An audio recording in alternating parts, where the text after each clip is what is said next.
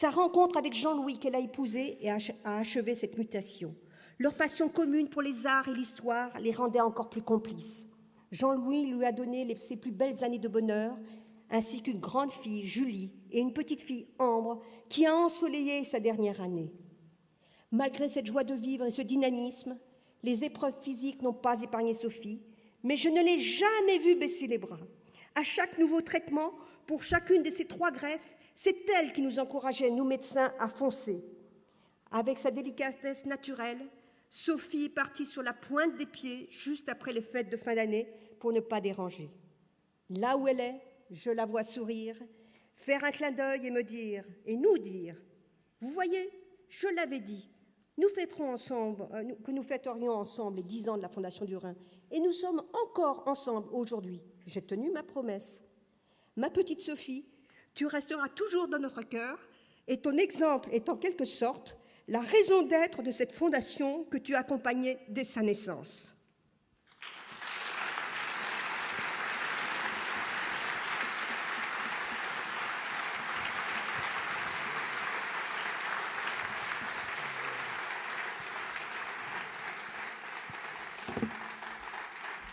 Vous avez dit que cette soirée serait placée sous le signe de l'émotion. Nous venons d'en avoir la preuve. Merci Brigitte pour ces mots qui viennent vraiment du cœur. Et merci encore une fois à tous de votre compréhension et de votre générosité. Je m'aperçois que le professeur est parti avec la moitié de mes notes, donc je vais essayer de me débrouiller sans. Mais voilà, comme de toute façon... Mon surnom dans l'audiovisuel est « mets le son moins fort », c'est ce que je vais essayer de faire. Alors, merci mon cher professeur de ce cadeau, ça va nous permettre d'être encore plus rapide. Alors, je tiens à préciser que cette... Oui, ma chère Brigitte, formidable, oui. Non, tout va bien. Non, mais je me débrouille, ça va. J'aurais pas dû dire ça. Voilà. Alors, oui... Non, mais finalement, voilà, j'ai à peu près ça en tête. Alors, je tiens à préciser que cette soirée, je ne l'ai peut-être pas dit au début, je m'en excuse, est placée sous le patronage, sous le parrainage du chef de l'État. Je n'ai peut-être pas non plus nommé Madame Nora Béra qui nous a rejoints. Et puis, en revanche, elle, je sais que je ne l'ai pas oublié, je suis doublement heureux de l'accueillir tout de suite parce que nous partageons à l'évidence, en tout cas, un amour qui est celui de la musique. C'est avec beaucoup de plaisir que je vous demande d'applaudir Roselyne Bachelot qui va venir nous dire quelques mots.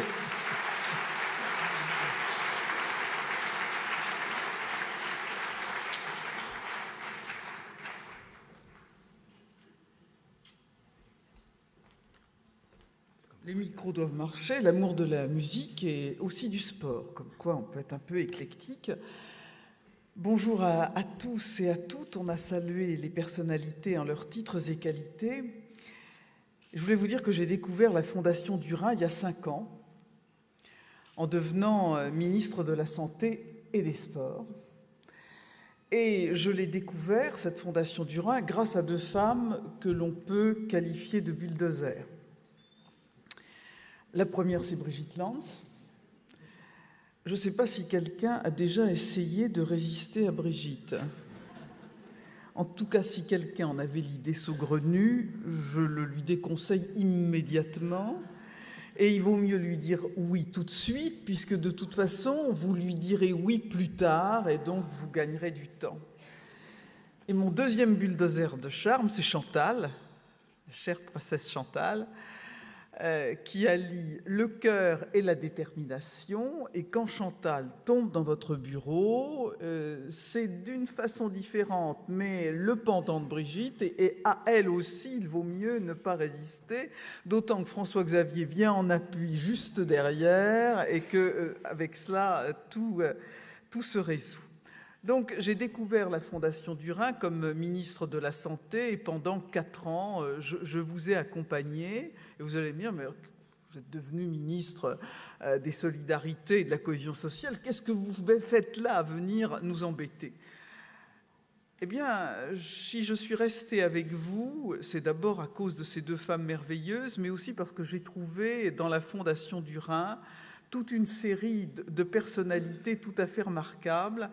Et dans ces périodes où on doute Eh bien, la générosité d'un Thierry Dassault et de toute la famille Dassault, la générosité des professeurs, des chercheurs, de tous les médecins qui sont là, la générosité des grands responsables d'associations que je connais, avec lesquels je travaille, que j'ai retrouvés avec beaucoup de plaisir, la générosité évidemment de vous qui nous présentez cette émission, cher Nelson, cette émission, enfin cette soirée, mais c'était une émission. On arrive aussi de temps en temps. Il est de temps en temps dans le poste, Stéphane, Michel, c'est évidemment un grand moment de bonheur, et de tendresse.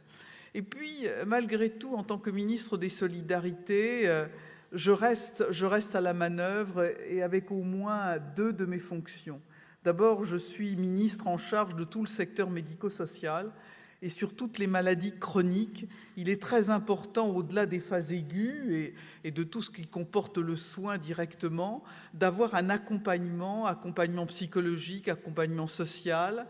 Il y a aussi un rôle tout à fait majeur à aider les aidants, être autour d'un malade chronique. C'est quelquefois un moment d'épuisement, des moments de découragement pour les familles. Donc il est très important d'accompagner ces familles. Et donc également, étant ministre de la Famille, j'ai un rôle tout à fait majeur pour, autour de la maladie, autour du malade, autour des familles des malades, apporter les accompagnements, les encouragements, les structures, les services absolument nécessaires.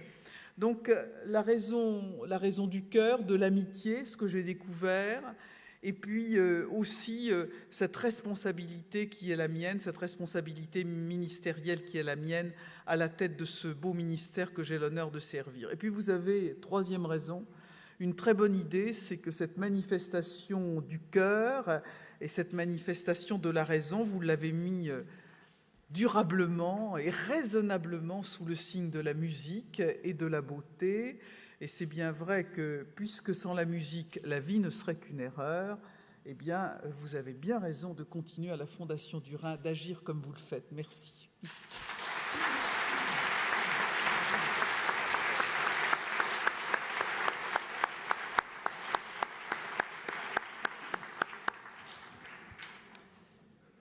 Merci beaucoup, Madame la ministre, chère Roselyne. Merci beaucoup pour ces mots chaleureux délivrés, qui plus est, sans aucune note, ce que tout le monde aura constaté. Alors, notes, eh bien là, des notes, il va y en avoir, là, mais d'autres types de notes, puisque ce sont des notes de musique qui vont nous accompagner avec le chœur d'enfants de l'Île-de-France sous la direction de Francis Bardot. Alors là, la salle Gaveau est particulièrement bien nommée, si je puis dire. En tout cas, il y a une cohésion formidable entre... D'ailleurs, je trouve que c'est ce que disait le professeur à l'instant. Je sais pas, je trouve qu'on se sent mieux d'une certaine façon ici, la salle Gaveau, que dans ce grand amphithéâtre de la Sorbonne, contre lequel je n'ai rien. Mais je trouve qu'ici, voilà, je sais pas, il y a une chaleur qui est très très à propos ce soir. Puis alors là, pour donc accueillir ceux qui va suivre, ça va être un véritable bonheur, parce que il s'agit d'enfants, de filles et de garçons pour la plupart âgés entre 8 et 14 ans. Ils collaborent avec un grand nombre de formations étrangères. Quant à Francis Bardot, il a également fondé les Petits Chanteurs du Monde avec l'UNESCO et l'UNICEF. Nous allons successivement entendre, ça va vraiment faire plaisir à vous tous, Bach, Pergolèse, Mendelssohn, Schubert, Fauré, Debussy, et puis nous terminerons par une petite surprise. Alors je crois, enfin j'en suis même sûr, nous allons accueillir Francis Bardot et le chœur d'enfants de l'Île-de-France sous vos applaudissements. Ils ont un peu le trac, ce qui est normal, mais vous allez voir, ça va être un très très beau moment.